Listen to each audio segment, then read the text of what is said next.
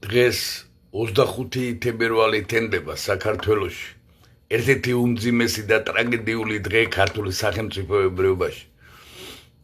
124 წლის წინ 25 თებერვალს საბოლოოდ დაგვირგვინდა ქართული სახელმწიფოებრიობის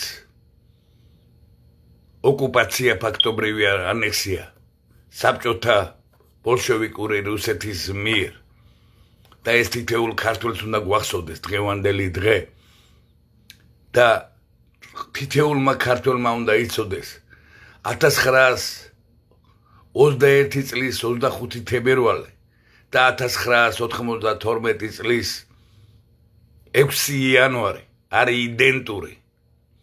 როგორც იდენტურია 1918 წლის დამოუკიდებლობის აქტი და 1991 წლის 9 აპრილის დამოუკიდებლობის აღდგენის აქტი და საქართველოს დემოკრატიული რესპუბლიკა და საქართველოს რესპუბლიკა არის სამართალმემკვიდრე იდენტური და უწყვეტობა ასევე იდენტურია საქართველოს სრული ოკუპაცია და ფაქტობრივი ანექსია 1921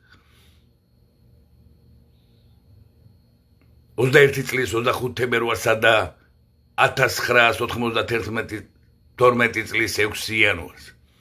ზუსტად ისევე როგორც ორჯონიკიძე, ფილიპე მახარაძე და კოლაბორაციაში მყოფი საბჭოთა რუსეთთან წითელი არმიის შენაერთების მე-11 არმიას შემოუძღვნენ წინ საქართველოს ოკუპაცია და ფაქტობრივი ანექსიისთვის.